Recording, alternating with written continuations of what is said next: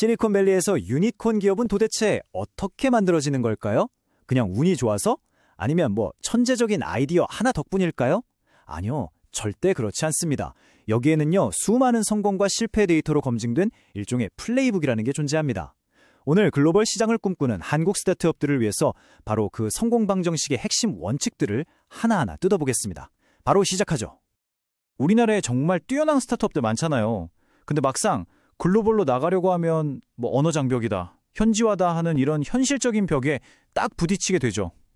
과연 이 높은 벽을 시원하게 넘어설 수 있는 그런 명확한 해답이 있을까요?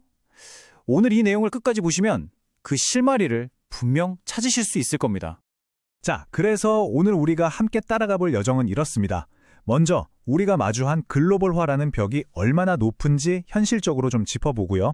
이어서 그럼 실리콘밸리는 대체 어떻게 성공을 만들어내는지 그들의 성공 설계도를 한번 들여다볼 겁니다. 그리고 가장 중요한 승리를 위한 12가지 원칙을 깊게 파고든 다음에 당장 여러분이 뭘 해야 할지 첫 액션 플랜까지 깔끔하게 정리해드릴게요.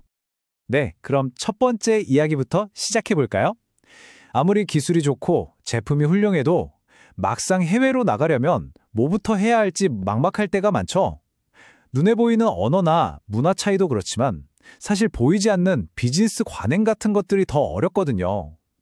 바로 이 글로벌화의 높은 벽에 대한 이야기로 문을 열어보겠습니다.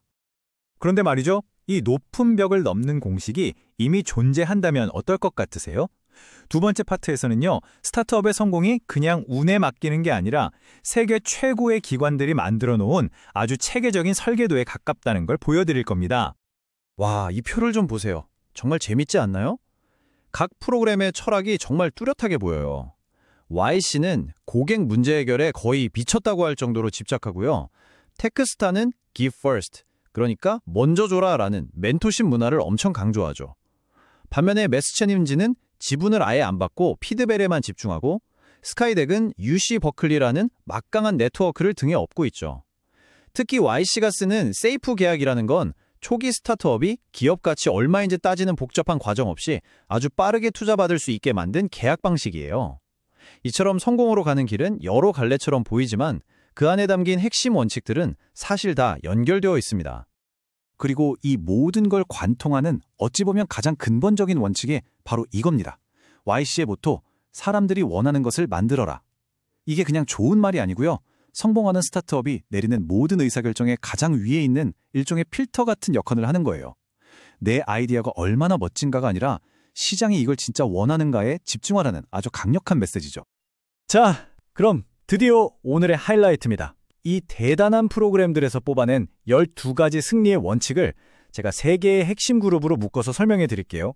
여러분이 더 쉽게 이해하실 수 있도록 번호 순서가 아니라 주제별로 묶었다는 점 참고해 주세요. 첫 번째 원칙 그룹은요, 딱 한 단어로 요약됩니다. 바로 고객. 모든 비즈니스의 시작과 끝이죠. 고객의 진짜 필요를 어떻게 알아내고 또 어떻게 만족시킬 것인가에 대한 이야기입니다. 이 3가지 원칙은요, 사실 하나로 쭉 이어지는 스토리예요. 먼저 우리는 사람들이 원하는 것만 만들겠다는 철학을 딱 세우는 겁니다. 그 다음엔 사무실에 앉아서 상상만 하는 게 아니라 건물을 박차고 나가서 진짜 고객을 만나는 거죠. 이게 바로 고객 개발이에요. 그리고 마지막으로 고객들의 반응, 즉 프로덕트 마켓핏을 이런 것 같아 하는 감이 아니라 냉정한 데이터로 측정하는 겁니다. 철학에서 행동으로, 그리고 행동에서 검증으로 이어지는 완벽한 사이클이죠. 여기서 프로덕트 마켓핏, 줄여서 PMF라고 부르는 이거는요, 절대 우리 제품 좀 괜찮은 것 같은데 하는 느낌이 아니에요. 이건 명확하게 측정할 수 있는 상태입니다. 우리 제품이 시장의 강력한 수요를 진짜로 만족시키고 있는지를 객관적인 데이터로 딱 증명해내는 과정, 그 자체인 거죠. 그럼 그걸 어떻게 측정하냐고요? 아주 유명한 기준이 하나 있습니다. 바로 션 앨리스가 말한 40% 룰인데요. 한번 상상해보세요. 여러분이 사용자한테 이렇게 물어보는 거예요. 만약 저희 제품을 내일부터 쓸 수 없게 된다면 얼마나 실망스러울 것 같으세요? 이 질문에 40%가 넘는 사람들이 매우 실망스러울 것 같다고 답한다면 와, 이건 정말 강력한 PMF 신호라고 볼 수 있는 겁니다.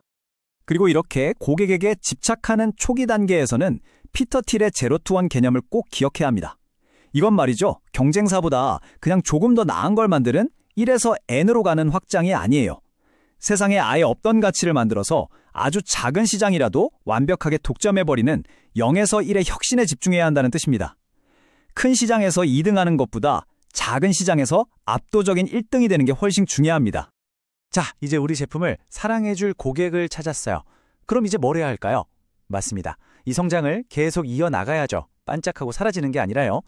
두 번째 원칙, 그룹은 바로 이 성장 엔진을 어떻게 설계하고 만들 것인가에 대한 이야기입니다. 성장을 위한 핵심 기둥 3가지입니다. 첫째, ARRR 프레임워크. 고객을 어떻게 데려오고 어떻게 우리 서비스에 빠져들게 하고 또 머물게 하고 주변에 추천하게 해서 결국 돈을 벌게 할 것인가, 이 전체 여정을 설계하고 측정하는 거예요. 둘째, 단위 경제성을 증명하는 겁니다. 쉽게 말해 남는 장사인지 확인하는 거죠. 마지막으로 B2B 비즈니스를 하신다면 MEDC처럼 이 고객이 진짜 우리 물건을 살 사람인지 아닌지를 정밀하게 측정하는 검증된 세일즈 프로세스를 써서 헛심 쓰지 말아야 한다는 겁니다. 여기서 단위 경제성이란 게 뭐냐면요. 정말 간단해요. 우리 회사가 남는 장사를 하고 있는지를 숫자로 증명하는 겁니다. 고객 한 명 데려오는데 드는 비용, 즉 CAC가 그 고객이 우리 회사에 평생 가져다 줄 가치, LTV보다 반드시 작아야 한다는 거죠. 만약 고객 한 명 데려오는데 10,000원 썼는데 그 고객이 평생 우리한테 5,000원밖에 안 써준다면 이건 마케팅을 하면 할수록 회사가 망해가는 구조잖아요. 그렇죠? 스케일업 하기 전에 반드시 이걸 증명해야 합니다. 자, 이제 마지막 퍼즐 조각입니다. 아무리 멋진 제품과 성장 엔진이 있어도 그걸 받쳐주는 기반이 부실하면 와래를 무너지고 말겠죠? 회사의 운영, 법률, 그리고 문화적인 토대를 단단하게 만드는 원칙들입니다. 이 원칙들이 바로 회사의 뼈대를 만드는 일입니다. Give First 문화를 기반으로 우리를 도와줄 멘토 네트워크를 만들고, 내부적으로는 표준 베스팅이나 앞에서 설명드린 세이프 계약 같은 걸로 법률 문제를 아주 심플하고 빠르게 처리해야 해요.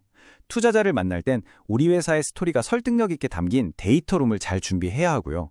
그리고 이 모든 것의 핵심은 성공하든 실패하든 그걸 통해 반드시 배우는 디브리핑 문화를 만드는 겁니다.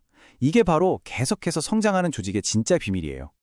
여기서 표준 베스팅이라는 말이 나왔는데 이거 잠깐만 짚고 넘어갈게요. 어렵지 않아요? 팀원들이 스톡 옵션을 한 번에 다 받는 게 아니라 약속한 기간 동안 열심히 일하면서 점차 자기 것으로 만들어가는 방식이에요.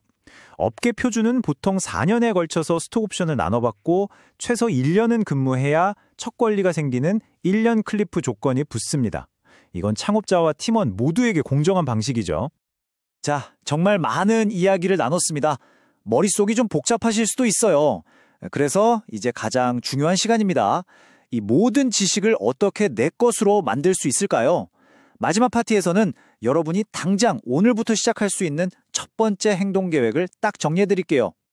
여기서 핵심은 욕심 부리지 않는 거예요. 모든 걸 한 번에 다 하려다간 아무것도 못합니다. 딱 3단계만 기억하세요. 첫째, 오늘 배운 원칙들 중에서 지금 우리 회사에 가장 시급하고 가장 중요한 단 하나의 원칙을 고르세요. 둘째, 그 원칙 하나를 마스터하기 위한 구체적인 90일짜리 실행 계획을 세우는 겁니다. 그리고 셋째, 계획만 세우고 끝나는 게 아니라 오늘부터 당장 데이터를 모으고 분석하면서 배우기 시작하는 거예요. 이게 바로 작지만 가장 강력한 첫걸음이 될 겁니다.